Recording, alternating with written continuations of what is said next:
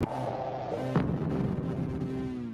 one answer that I got about Michigan on Saturday was I felt like they adjusted well in the face of adversity for the first time this season. And that's, by the way, across the board. Players, young players, coaches, and young coaches. And I thought that was a plus for Michigan.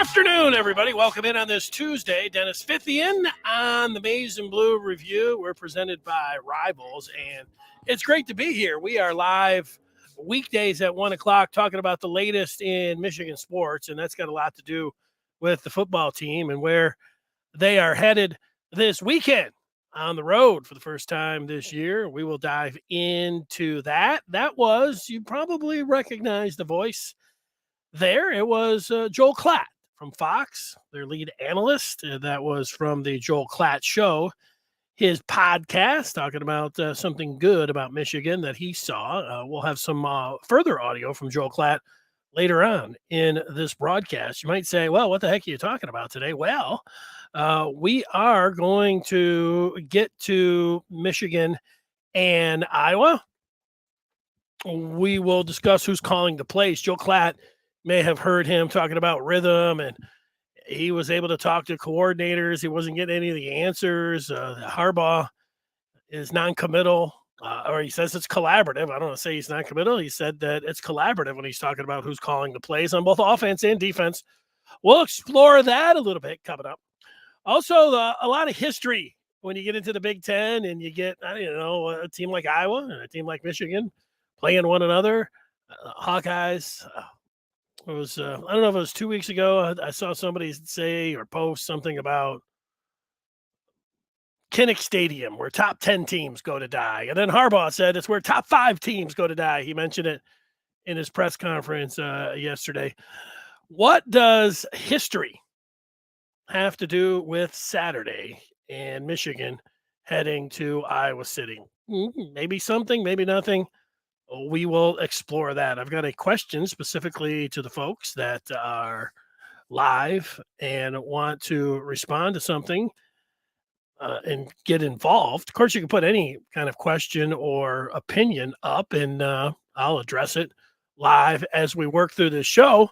But I put the question up, what kind of game are you expecting? Pretty easy question for you. What kind of a game you're expecting for Michigan this week at Iowa? That's up there, and you can answer that. We'll see where you're at with it, and I'm going to tell you where I'm at. But first, I've got some recruiting news.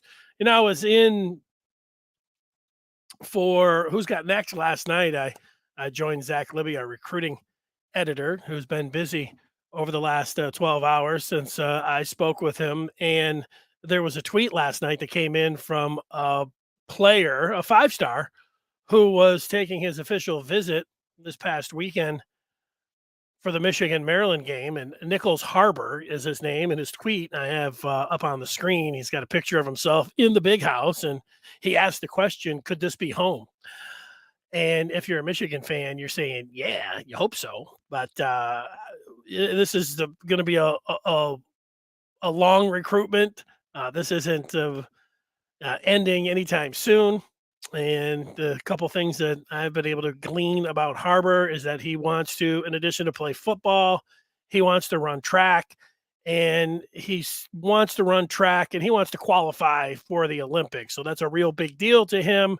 And so a track program and a football program, he's looking at both of those things. He hasn't decided on what side of the ball that he wants to play, whether he wants to be a defensive end, outside linebacker, wide receiver, or tight end. He is from out east, the D.C. area. He has mentioned LSU, Maryland, South Carolina, and Michigan. There could be a bunch of others in there, but Michigan and LSU for sure, South Carolina in the mix there as well. But that's the latest from Harbor, and one to keep an eye on. And I'll admit, I tend to, don't we all? I keep closer track of the 5-stars that are interested in Michigan than 3 or 4s. I don't know if that's human nature. I don't know if that's stargazing, but I think that I have to admit that I'm guilty, of whatever. If that's what it is, I think I'm guilty of that. Before I give you my own thoughts on Michigan and Iowa, I say this is the first. It's Tuesday. I watched a little bit Saturday night. Iowa was on the Big Ten Network. Were they on the Big Ten? No, they're on FS1. And I'm sitting there watching Iowa and Rutgers, and it's kind of like, wait a second, what am I watching here? I would have to see if I can go back and watch and watch a little bit of more of that game online. But I was watching a little bit, and at one point Iowa had under 10 yards of total offense, and yet they were winning the game because they came up with an interception, and that's kind of Iowa football. But before I give you more of my thoughts on the Wolverines and Hawkeyes, let's go and take some messages right out of the gate. And Sean has joined us, and he is asking, what changes did you see that our defense needs to make in order to slow down the run? Yeah, the defense, I think Maryland, what you're going to find out, they're a pretty good offense. I mean, they've got pretty good receivers, and they got pretty good backs. So when a team has some success, to me, it looked like a few times the guys were out of position. So I think they're going to check their keys and and make their alignments. I know a lot of people have talked about Junior Colson, and going back and watching the tape, I didn't see every zero in on every snap, but there's one that they have a pretty big gainer on, and you can see Colson. He kind of tries to arm tackle Hemby, and then it's even mentioned on the broadcast. Gus Johnson breaks an arm tackle of Colson. I think he even says it. So that had everybody, saying, yeah, Colson didn't have a good game. So I think fits and concentration more on wrapping up and tackling, rallying to the ball. I don't think it's I don't think it's a scheme type issue. I do think that listening to Harbaugh in the preseason and now during the season, he continues to talk about forming a run wall. And Jesse Minter and Steve Clinkscale, the co-defensive coordinators, whoever making the call there, I don't think that that the run defense. I think getting pressure on the quarterback. If I would say what's more important for Michigan or what do they have to do better at, instead of saying, well, it's run defense, I would say more pressuring the quarterback. But, they're both. It's not like I'm completely saying, oh, this run defense is stout. You don't have anything to worry about. I think getting pressure, though, you heard Harbaugh yesterday. If you listen to any of that news conference, he talked about Derek Moore and Yabi Oki, number 18, getting some more snaps. Those guys played well in the second half. I'm more thinking getting those guys in a little bit more is going to be helpful for getting pressure on the quarterback. You could come right back and say, yeah, I was passing offense really stinks. They better concentrate more on the run, and I'll buy that. So if that's what you were going to come back and type, maybe you were typing that as I was saying it, I'm with you on that. Adrian thinks this is going to be like a 31-17 game with Michigan winning it. We've got some scores, 34-10. Account says worst Iowa O-line that he has seen. The offense just scores here 27-10. My first. So what would it have been? Probably Sunday. I was out outside walking around, and before I saw the spread on Michigan and Iowa, this is a good exercise. You think, okay, what kind of score am I thinking? And then what do I think the line is going to be? And the first score that I thought, 20-10. That's what I'm thinking. Michigan's going to win this game 20-10. And I thought, oh, if I was setting the line, what would I put it at? And I thought, I think it's going to be, I thought 7.5. And you do that.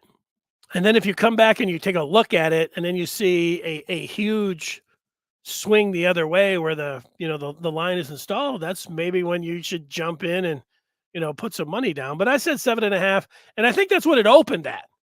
And then it's moved up to 10.5, which is right in everything that I was thinking of Sunday morning before I saw all of it. I thought Michigan in a prediction would win 20-10. I thought the line would be 7.5, and it was, and now it's moved to 10.5, which, if you're, and so that's a 10, that would be, Iowa winning by a half point. That's where, if I'm advising myself or anyone else, I say, stay away, from this particular game if you're betting on it, because I think that I had a good feel for the line. I've got a good feel for, I think it's going to be a lower scoring game, but, I wouldn't say go to the window on this one, but that's how I feel about it. But if you want to check my record on betting Michigan against the spread this year, I have not had a good record. So you could say, I'm just going to go against whatever you say. And, that argument, I'd have to say, considering my record, might be a good one. Venice is saying Harbor is a must get. Yeah, I hear about must gets. I thought that Dante Moore was a must get. And then if, what happened with CJ Carr put more emphasis on, they just had to get Dante Moore. Well, then they didn't get Dante Moore. So now the must get. I mean, I don't know how many must gets you have, but if there is one must get right now, the top player on the must get list to me right now is Jaden Davis, the quarterback out of Charlotte, North Carolina. He would be up top. Is Harbor, who's a 5-star rush end or wherever he's going to play offense. I mean, he's one of the better players, prospects in the country. So, yeah, he would be somebody that you really want. But I don't know. I'm going to the quarterback position, like Davis, way more than Harbor. But it's not like I don't want Harbor. But yeah, I'm thinking the quarterback position is going to be the must get. But you might have must get 1, must get 2, and I can understand that. Account saying an opportunistic defense against bad to average teams, but not enough speed for elite offenses. And he's talking about Iowa, and I'm talking about Iowa here, and they do have a good defense. And this is one of the issues you have with Michigan. It's one of the issues you have with Iowa when you only have played, one conference game, and the 3 non-conference games you look at. I take very little when it comes to national statistics for Michigan or Pro Football Focus, rolling something out about this is the best player in the country so far according to this. It's like, that's great and everything. Those are fun things to look at, but I'm going to wait till the middle of October at least before I start putting any weight into statistics. But having said that, I think that the snapshot of this game is that the Iowa Hawkeyes have a good defense. They had a good defense last year. They're missing some of those guys because of graduation on the back end. Their defensive backs, where they forced all those turnovers. But they've got a trio of linebackers who are all tremendous. And that's what this Iowa team is about. Good defense. Now, on the other side of the ball, they don't want to say they're a bad offense, I'm sure, but they are. They don't have the playmakers anywhere on that offense, and they're relying on a grinded out home field play to their defense, special teams, come up with a turnover, wear the other team out because it's a different type of game that they're playing, and that's supposed to frustrate the opponent. And then, Iowa will be in striking distance. This is the way that they're looking at it, and they'll have a chance to win that game. But that's the snapshot. You don't want to, when that Iowa's trying to shrink the game and get it to the fourth quarter and frustrate you coming in to play in their stadium, that they're just waiting for that key turnover, and they're going to ride that wave of emotion from their crowd and try to pull the upset. That's what they're all about. And they've been that way with Kirk Ferentz since he's been there. They were like that with Hayden Fry. And, some of the things with Iowa remain the same. Now, Jim Harbaugh wasn't saying much about injuries yesterday. He's saying they didn't have a crystal ball and, those kind of things. But then he had his radio show later on in the day. And last night he said, quote, "It's possible Donovan will be back this weekend." referring to his running back, Donovan Edwards. So that sounds a little bit more hopeful than him just, saying he wasn't, not saying anything about it at all. And there was a thought even this past weekend that Edwards was close to being back and being available for the game against Maryland. We know that he didn't play in that game. So another few days of rest and rehab or full practice, and, the possibility that Donovan Edwards could be there. Would you put him at probable? Would you put him at, there's a, I don't know, 75%? That's kind of the way I felt. I'll just put my own percentage on it. I feel like there's a 75% chance that Donovan Edwards is going to play for Michigan. And that's just based on just what I have talked about over the last minute. So that's how I feel about the game. We got a few other predictions here. And like I said, I'm going with 20-10 right now. It could change that as I look more at the game, look more at the maybe some tape of watch that Iowa Rutgers game. We'll see, but I got it at 10 right now, 22-10. James 27-13. I don't see anybody seeing any close games. Everybody's got a Michigan blowout. Venice 35-9. I will take 35 if you allowed me to say, well, you take 35-9 right now. I would. I would also take 31-17 that Stephen is offering up.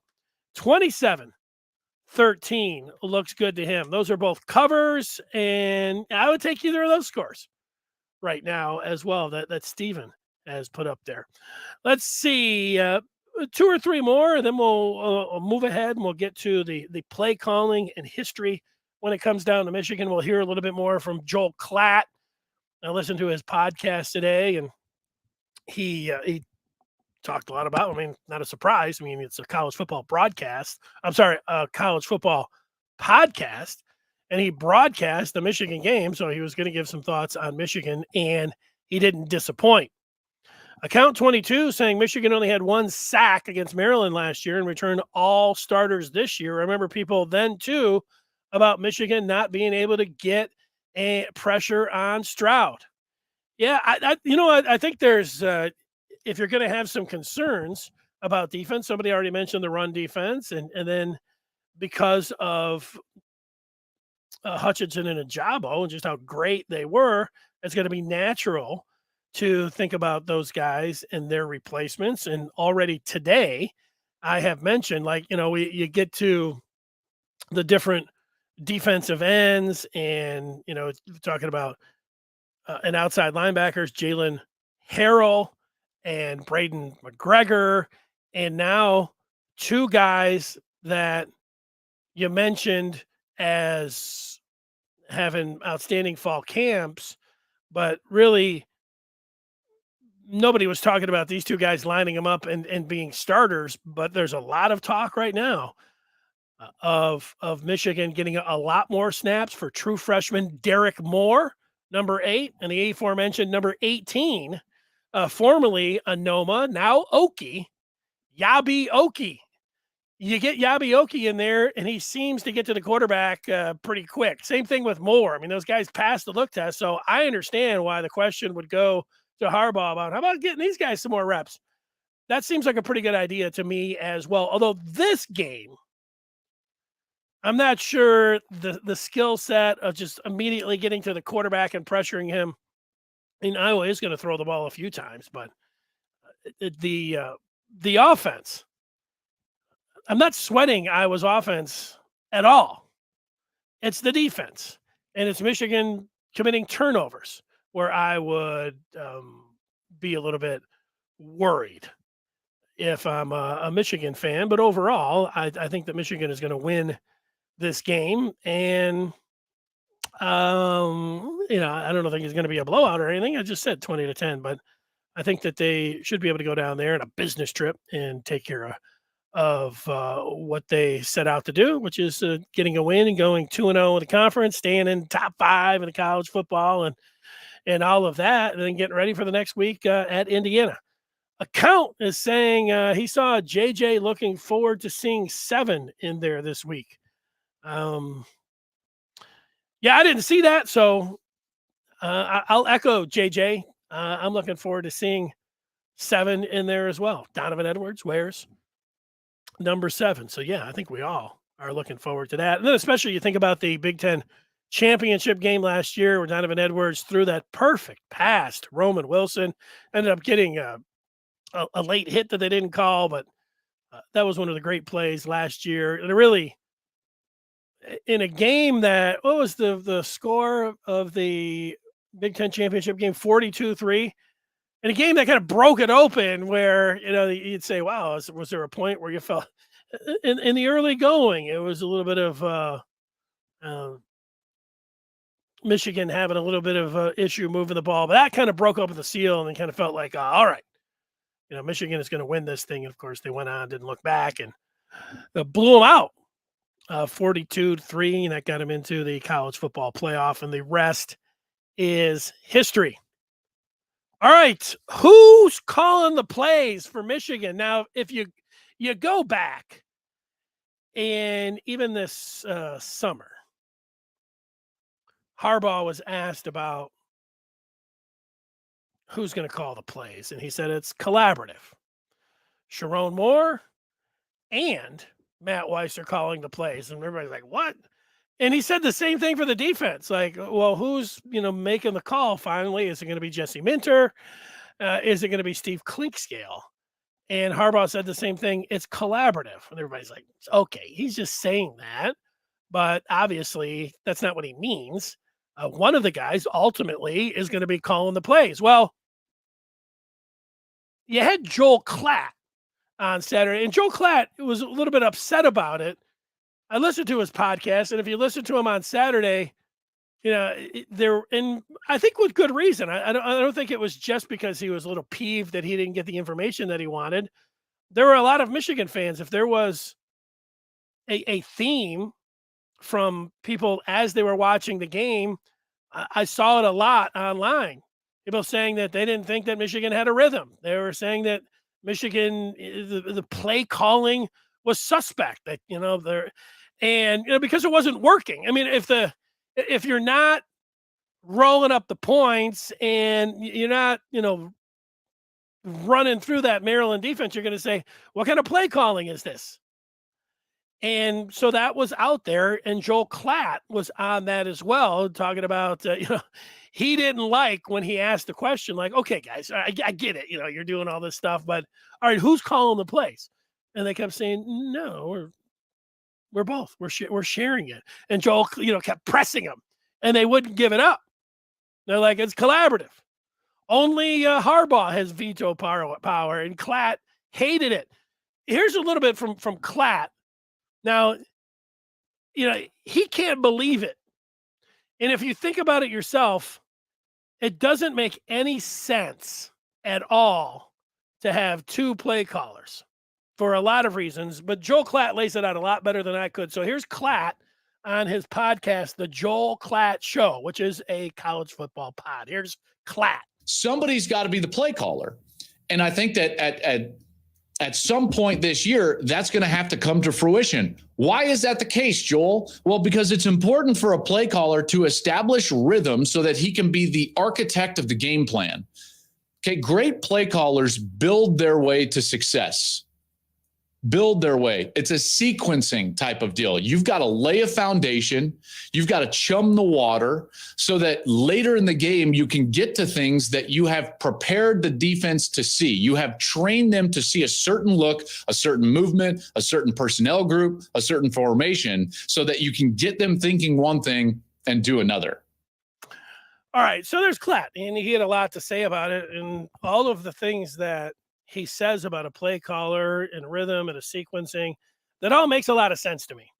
And so if Michigan really does have a dual coordinator that they're going with, I would be against that. And I can remember Harbaugh. I don't remember who the reporter was or the exact setting. I do remember it was in the last 2 years. A reporter was asking Harbaugh about who was calling the plays, and Harbaugh, whatever he said, the guy kind of came back and said, yeah, but you have one. And this is all just paraphrasing. And Harbaugh's like, that's your question? Out of all the things you want to know, who's the play caller? Like Harbaugh shot back at him like he touched a nerve. I remember thinking, yeah, I mean that's a legit question. Why are you kind of giving it back to the reporter there, Harbaugh? I don't know. Here's what I think when it comes down to who's calling the plays. I think if you want to say Harbaugh's lying, okay. I don't think that Harbaugh is giving you is being honest about the play calling. You only have one play caller on offense and on defense during the week. Could you have some collaboration and everybody has their ideas and is shared? Of course. But because this is a job that requires you where you're going to make a call in the first quarter and set something up in the second, and something that you're looking at in the second is something that you might want to look in there and feel good about in the third. It all plays off of one another. You just cannot have two play callers. And so I think Harbaugh probably like knows that. And so why did he do it?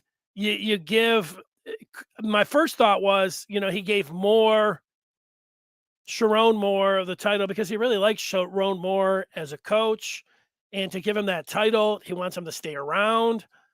It could mean more money. If he ultimately does go, it could mean more money with him staying here because you can say, hey, he's calling plays. He's a co-offensive coordinator. I think he's been given a title, but I don't think that he's calling plays. And I don't think Klink on the other side is either. Now, I could be wrong, and this could go back to the non-conference slate where Michigan, everyone knew I could have been calling plays. Marcus could have been the quarterback in the non-conference, and Michigan would have gone undefeated. I'd have called some more passing plays, probably.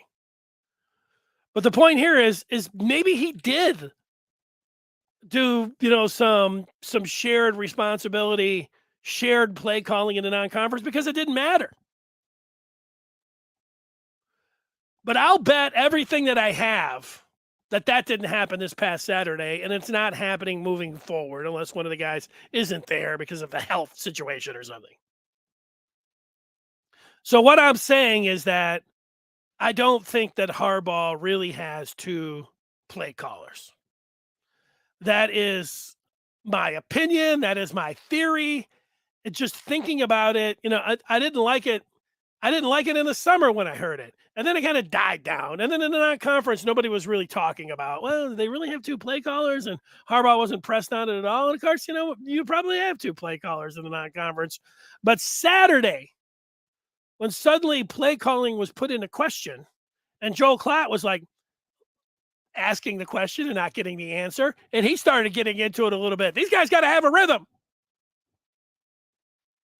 And, Klatt was right about that part. So I don't know if you share in that opinion of mine, but I don't think that I don't think that Michigan has two play callers on either side of the ball, even though Matt Weiss and Sharon Moore are listed as co-offensive coordinators. And even though Jim Harbaugh, when he has been asked about it on record as recently as this past weekend, has indicated that it's a collaboration. He has said the same thing about the defense with Jesse Minter and Steve Klinkscale. If you look on their bios at mgoblue.com, they're both listed as co-defensive coordinators. Those are just titles. And they're giving him those. There's no way that a coach, and I think Harbaugh is one of the best coaches in college football. There's no way a coach is going to allow, if you just talk yourself through it, hey, I'm going to call a play here. Hey, it's your time to call a play. No, wait, you're going to call it in the second quarter. I'm calling it in the first. You're calling it in the second. I'm taking the third. You're taking the fourth. What if a series spills over? Well, I get that one. I'll get some of the snaps. No. Come on. Talk yourself through it. This is for show, and it's for dough. And if it makes more and Klink more cash, lifts their profile, then that's good. And if the downside is that they all know what's going on, but they're not just going to say anything to the media. We'll just run this ruse and get everybody all fired up about it. Who cares about that? We'll act like we're doing something else, but we'll say one thing and we'll do another. And this is, I know, probably spent too much time talking about this, but it came up Saturday. Klatt was talking about it again on his podcast, and here I am again. And I was thinking, what are they doing?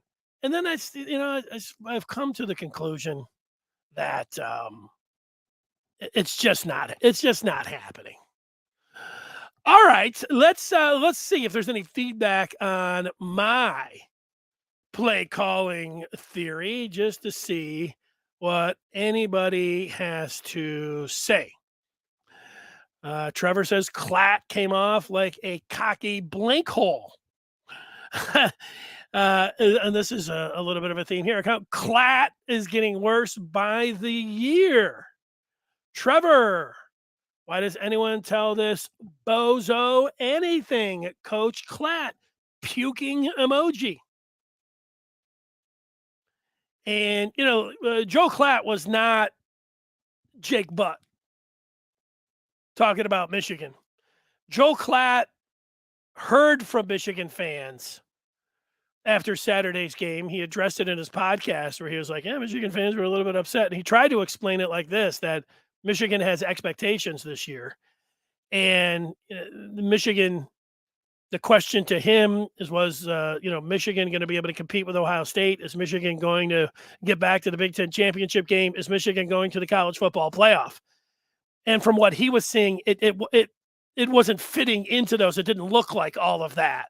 And he was being more complimentary of Maryland, a team that's kind of like, down, don't have a lot of expectations. And so he was patting him on the back a little bit. You're not going to like that if you're a Michigan fan.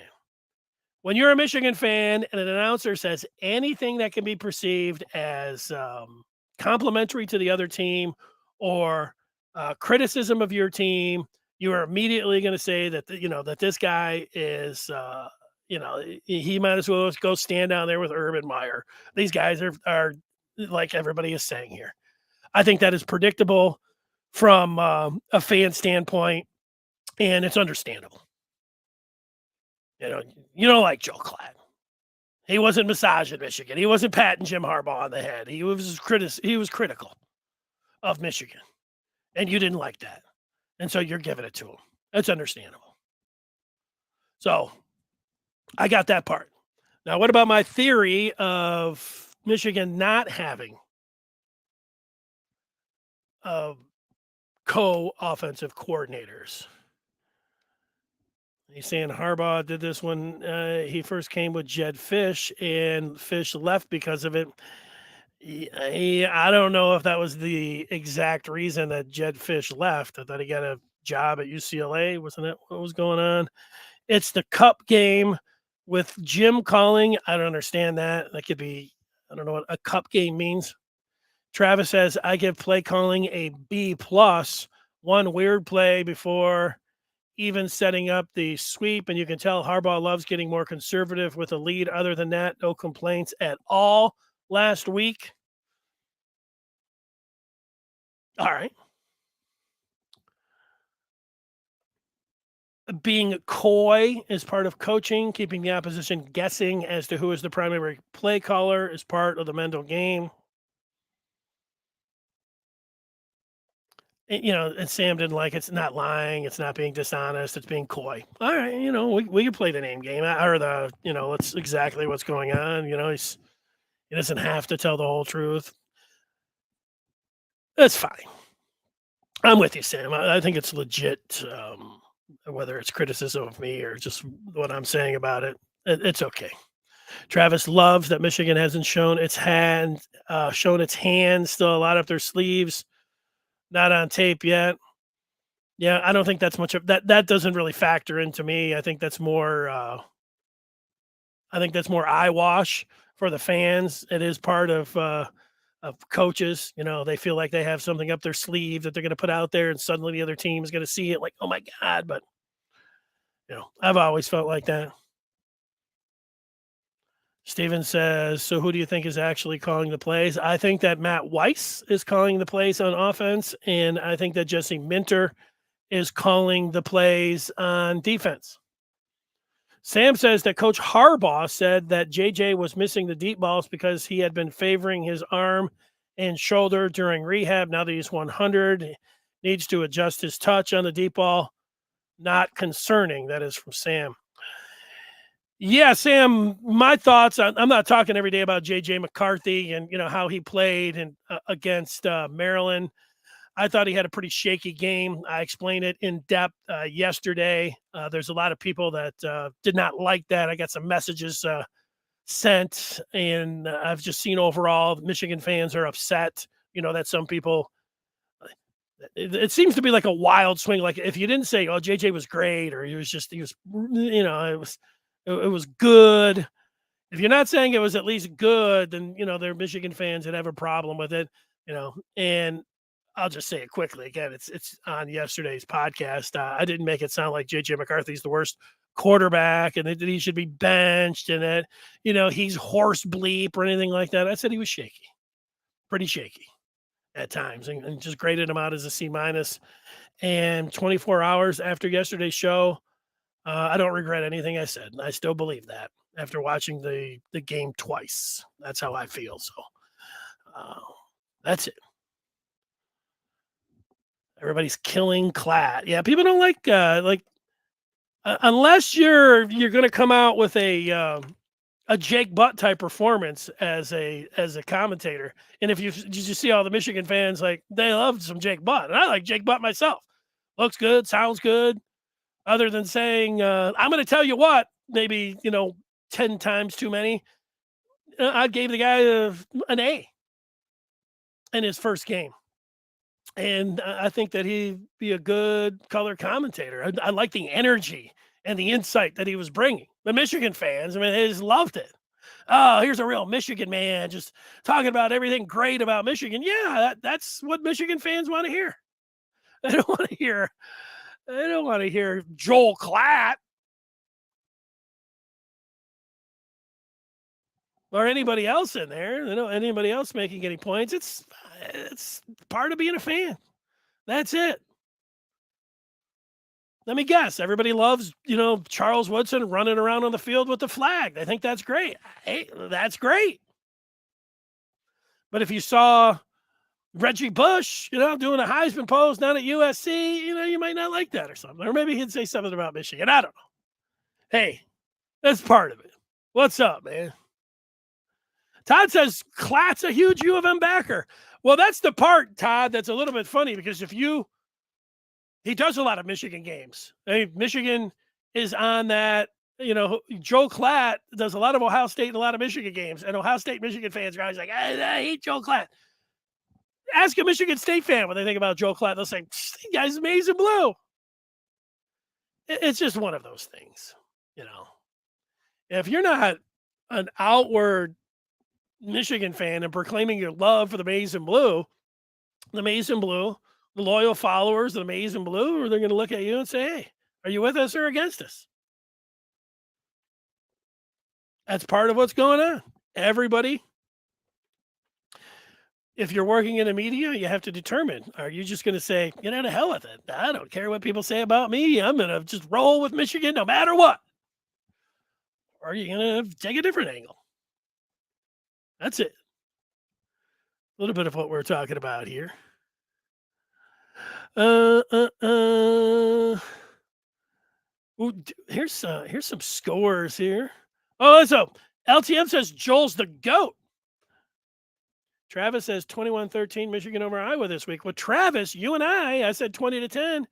Although, yeah, that's the both of us would have the Hawkeyes covering with the 10.5. Here's a 12-3 from D Brown. 12-3. You know what about the 12-3 that's interesting is, I'll get to it in a moment, right after one more feedback from the Wolverine Maniac. Well, I'm not sure that I've ever read a post from before, but here it is. And he says, He was just relating to his personal experiences. I have no issue with it. Herbie does the same thing all the time. I have no issue with it either. Not exactly sure who you're talking about. If it's, I think, Klatt, but okay. Now, when it comes to history and this game, does it matter that Michigan hasn't won in Iowa City since 2005? Just ask yourself that. Does it matter? Does it matter that Michigan has played a bunch of close games and haven't won at Iowa since 2005? Does it matter that the last time Michigan played there that they had an undefeated record, whatever they were, 8 or 9-0, and Iowa had a couple losses, and in Michigan had issues on offense, defense, and special teams in the fourth quarter and lost by 1 point in 2016, 14-13? Does that matter for this year at all? I'll blow up those numbers for you, and you can think about it a little bit more. Kinnick, Michigan won in overtime in 2005. I was at that game. But since then, they lost by 2 points. In 11, they lost by 8. In 14, they lost by 3 points. In 2016, when Harbaugh was the coach, they went down there and lost by 1 point. That's an average. If you add it all up, somebody could check my math. I did it myself. Ended up with a pretty easy 12 points. Divided it by 4. They've lost by an average of 3 points over their last 4 times down there.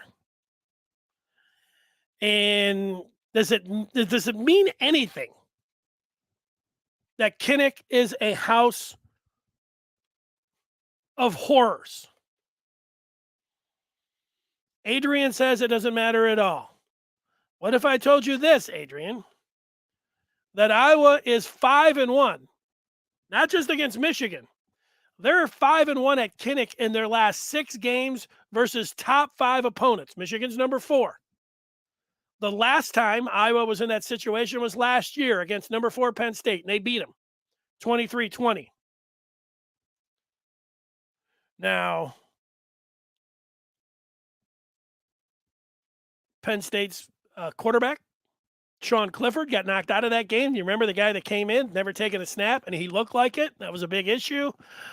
But bottom line is Penn State lost that game. Ohio State, a few years ago, 2017, they got rolled as the number 3 team in the country. In 2017, Penn State lost again. Close one, 21-19. The aforementioned 2016 game, number 2, Michigan, 14-13. State lost there in 2010.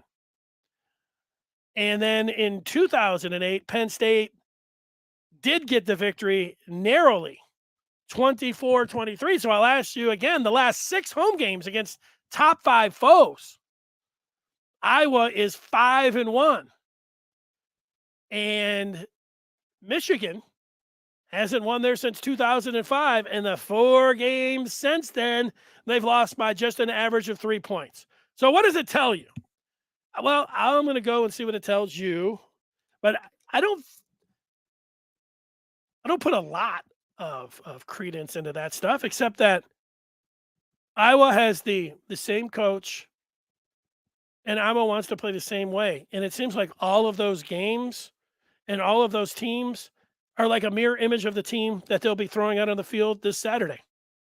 Iowa wants to play a very conservative, super conservative game led by their defense and special teams, and they want to let that crowd that is as close to the field as anywhere else in the Big Ten. They're right on top of you. If you ever hear the players talk, like they've got their bench, they can lean back and they can, they can talk to the fans, and so that impacts them, especially at night. But it's always the same thing. It's always the same kind of team, the same kind of game, and that they want to win the same kind of way. And that's what it's going to be on Saturday. So you know what you're going to get. This is not going to be a high-scoring game. Iowa's not going to bring too much to the table offensively. They're going to wait they're going to be in. It's way different. They're playing an 80s game. Back in the 80s, all the teams played that way, but I was still playing a game in the 1980s. Let's just pounce on a turnover and hopefully it, takes the air. All these teams are looking for a track meet, and I was just walking.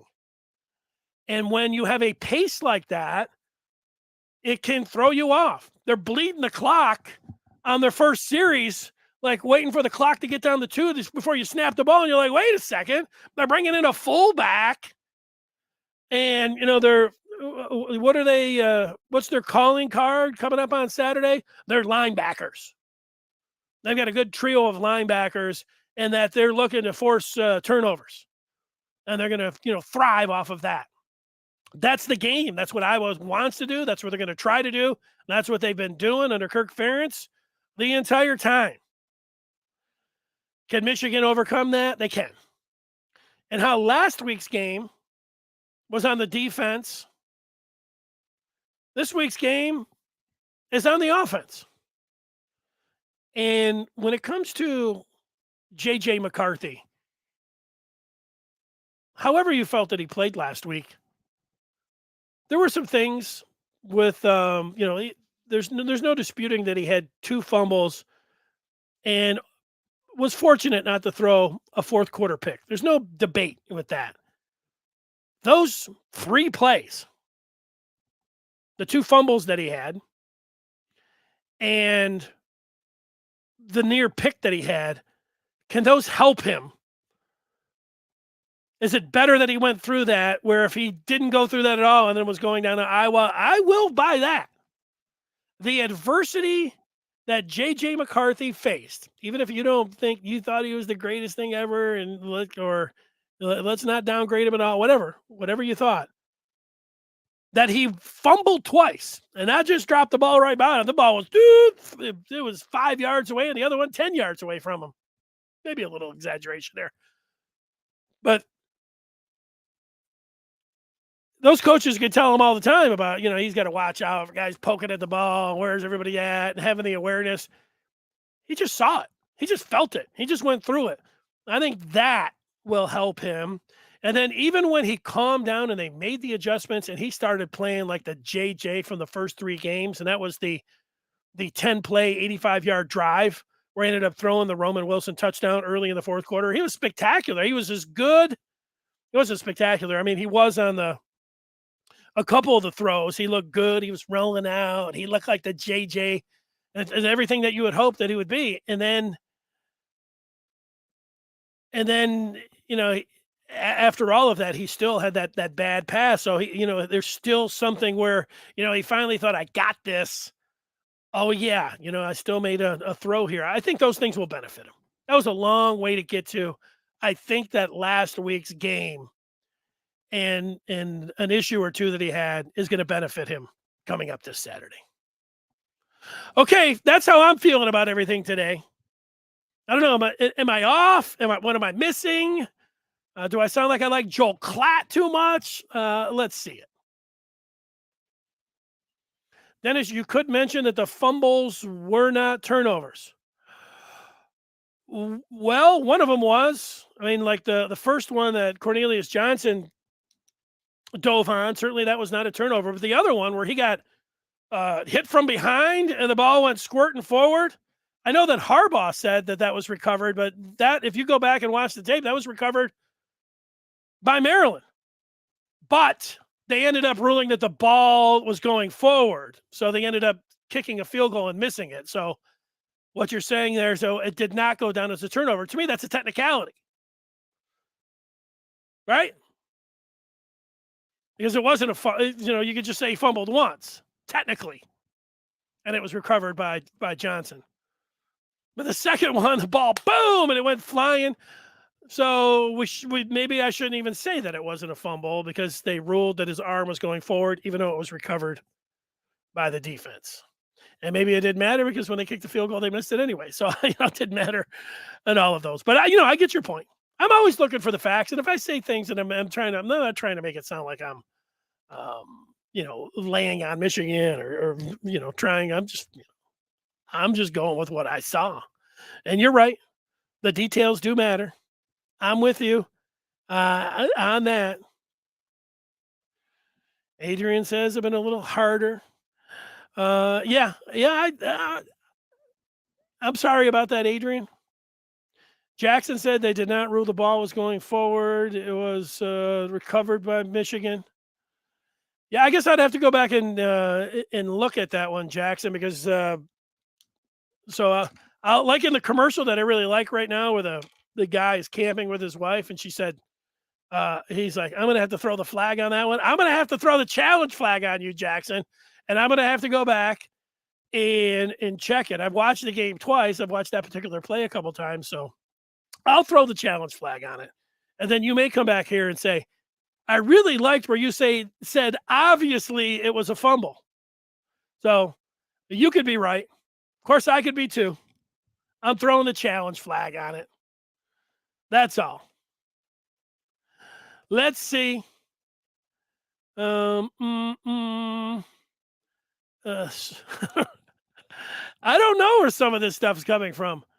Such a creep shouldn't be on TV. I don't know who you are talking about there. Sam, a noon start, 11 Eastern, that helps Michigan. Yeah. Yeah, you would think so, Sam. Like, if it was a night game, would you be more worried? The crowd would be louder. Crowd noise matters. I find it interesting that Penn State, when they go to their whiteout, their record's better during the day than it is at night. But would you rather play an opponent at night? You get full throw, more drunk crowd, to be honest. And that, is going to lead to a more vocal crowd. Yeah. And that is a lot. And, it does factor in. And fans love to talk about the start times and whether you're going to get screwed or not. And Adrian's right with Sam. Noon start, totally different. Big Ten championship game still lingering around. I get that. All right, Trevor, this is where he was talking about. He gets sick of when he sees Urban Meyer's face on TV. Yeah. Well, even me. Not to say even me, but I'll say it like this. Prior to Meyer getting the Jacksonville gig, I thought he was a good broadcaster for that Fox pregame. And, I get, like, you're like, oh my God, this guy's the worst ever. I understand that. I thought myself that he did a good job. I thought he did a good job. Well, then everything that went down in Jacksonville, a lot of what he would do as he talked about the games, it was related to, well, he had won these championships. It was, perfect in the rivalry games. I mean, this is, somebody that, of course, he's going to be able to talk with authority. I mean, this guy had done it. Had been there. This record-wise, not talking about ethics, was one of the best coaches. So he had that in his back pocket every time he talked. Well, then a lot of that, if not all of that, was thrown out the window with the disaster of Jacksonville. And it wasn't just, with, girls sitting on his lap and him doing whatever he was doing under the table. It was kicking his kicker. It was what everybody said about him in the pros. Like, this guy's a fraud. So now that he's come back, and now that he's trying to talk the same way about, well, this is what I would do. I do kind of look at him like, this is what you would do, but you kind of have been exposed as a fraud. So I get that. So I don't know.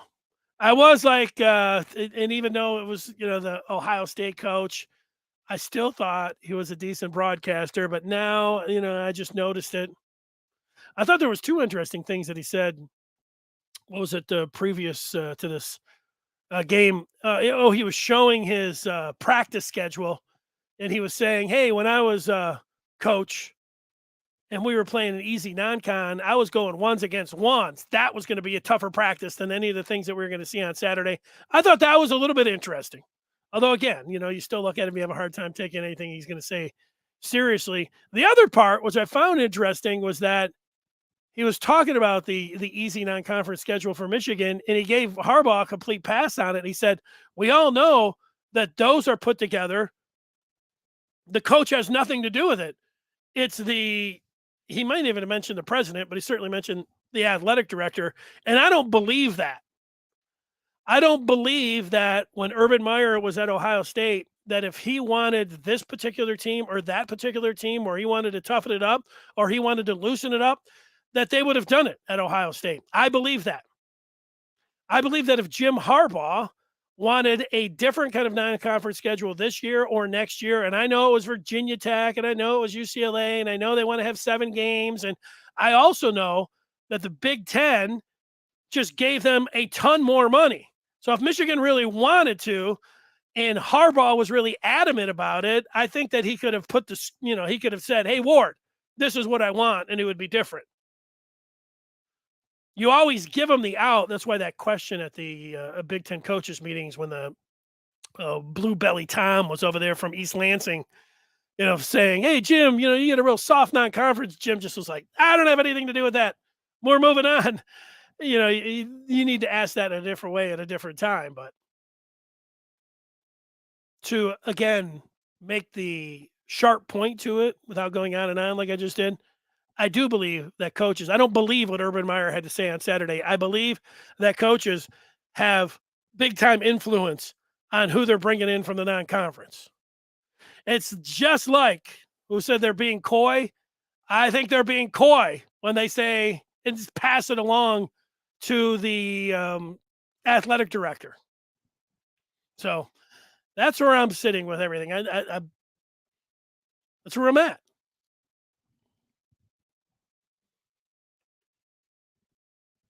Is Urban Meyer going to Nebraska? I don't know that answer. Nebraska wants him. It's a tough place to win now. I don't know. I think he still needs a little time off. I don't know. You start saying if I was Urban Meyer, which is kind of a hard place to put you. I think I would wait around for a different job. I mean, if I was Urban Meyer, here I am saying it again. I'd rather go somewhere like UCLA, who looks like they're drawing like 50 fans in the Rose Bowl, and I know they're coming into the Big Ten. I'd rather go somewhere like that than go to Nebraska. And every year there's going to be a job or two or more that's going to be more attractive than Nebraska. So, I mean, Nebraska, when's the last time Nebraska has even been relevant where you feel like, they've got a lot of things going? Last century. Yeah, so I'm going to say no. After him and Han about it, for some reason, that's what I'm doing today. Every question, I'm taking a million years to get there. No. Let's see if I can sharpen up and answer the questions quickly. Meyer can only hurt his legacy elsewhere. Nebraska loses. ND loses. I disagree with that. I mean, his legacy was completely tarnished in the pros. In the college game, if you take ethics out of the equation, which teams will do, and let's just say it's Notre Dame, are they going to fire Freeman after 1 year? Probably not. But Notre Dame's the interesting one. Let's say it just kicks back. Let's call it 3 years. 2 years. Goes to Notre Dame and has success. I don't think that hurts. Unless he, is terrible. Right? Everybody weighing in. Talk about Urban Meyer. Urban Meyer. Let's end it with this. I hope you're still on the Michigan train, Dennis. Been a little bit more downcast lately. Travis, I am still feeling pretty good about Michigan. I don't have any reason to change up any predictions or anything else. Saturday, I wasn't completely bowled over with enthusiasm about how they played, but I also realized that that last year, their home opener against Rutgers wasn't that way. I do realize that teams, it doesn't mean that because you don't come out and smash all opponents. I think somebody mentioned here yesterday there were a lot of teams in the top 10 that didn't come out and look like world beaters. I mean, that's part of the game. So those are things. Those are good reminders. Winning is what's important when you get into certainly the conference schedule, because you see other teams that might you feel like are in a pretty good spot and it can all be taken away from you that fast. So yeah, I still feel good about Michigan. It's they've got a really good team. They've got a really good schedule. Saturday's a nice test, but I think they're going to win that game. I feel good about that game. So yeah. I mean, so it would be nice if your fandom or your feelings about a team were always just going up, up, up, up, up, and they never even took them. Just always, just were climbing, and the enthusiasm just went all the way. Yes, that's great. But what happens? What can happen is you can feel really good, and then you get a little bit down, and then go back. It can be a little bit up and down. And everyone's different. You could start talking about true fans, and there's no. And I get this. I can remember when I started out in 1994 at a radio station in Ann Arbor, and I picked Michigan to win every time, and everyone was like, "Yeah, great." They say, "Well, did you ever pick against Michigan?" I'd say, "No, never picking against Michigan. I'm not even entertaining the thought of it being a close game. It's all Michigan all the time." And it stayed like that for a while. And then I remember in 95, I picked Michigan. I'm like, Michigan will beat Ohio State. And Biaka Matuka ran for 313 yards. And I was in there on Monday, and I was telling everybody, I picked Michigan, and Biaka Matuka was great. And the first call came in and said, "You always pick Michigan." And after that, I decided that I'm going to look at the game, and if I see anything, that I'm going to try to work on being honest about what I see. Now, it took a couple years. I mean, those were some really good years. I don't know if I picked Michigan in 96 or if I picked them to lose any games in 97. I don't think so. But I do recall when who would have been a freshman? Chad Henne. So what are we talking about here? The early 2000s. Michigan was going to Notre Dame, and they were a double-digit favorite. And I can remember the whole. I thought about it, and I knew how Lloyd Carr coached. I'm like, Lloyd Carr's not going to let Chad Henne. He's going to go with the most conservative game plan ever on the road at Notre Dame. Michigan's going to lose this game, and it's going to be because Lloyd Carr being a conservative coach. That's why they're going to lose it. And Michigan again was a double-digit favorite. And I remember coming out on a Monday on the radio and saying, "You know what? I don't feel good about this game. I think Michigan's going to play too tight. Carr is not going to allow. He does not want Chad Henne to be putting the ball up. Michigan's going to lose this game." And everybody, you would have thought that I started screaming about, like I would have gone over to England and started telling everybody that the Queen was a fraud or something like, and let's get rid of Queen Elizabeth and let's do away with all royalty in Great Britain. I was getting attacked. I said, "Look, I'm just coming up with my opinion here. I'm having my opinion." I'm like, "I'm not even listening to you anymore. You're." And it happened, and it was, it was grueling. I didn't sleep really well. Get up on a Friday, and it felt like every time that I came in, I had to defend my opinion, and then it sounded like I'm, taking a shot at Michigan. Everybody's like, "Why don't you go work in South Bend?" I mean, it was over and over again. Here's the point to all of that, to stay with the theme of today, because I'm going long on everything. It's a lot more fun just picking Michigan to win every time and never talking about anything bad about them. Because then you never get hurt. You don't have to worry about anybody. It's all fun. It's a lot more fun just picking Michigan to win and not saying anything negative about them ever or anybody. that has to do with Michigan. Just always looking at the optimistic side for Michigan. Coaches, players, recruiting, the program as a whole, just there's enough of the negativity. Just embrace the positivity. And you never have to worry. It's so much easier. It's a lot easier. Of course, when you're a fan, it's really easy to do that. But it's a lot easier if you're in the media too, to just do that. You don't really have to think about it, or you just say, Michigan. Michigan's going to win. They're Michigan. And it feels good. And, and a lot of people, the funny thing about that is people like you a lot more when you're just like that. You're just like, you know what he's going to say. He's going to say Michigan's going to win. There's never a doubt.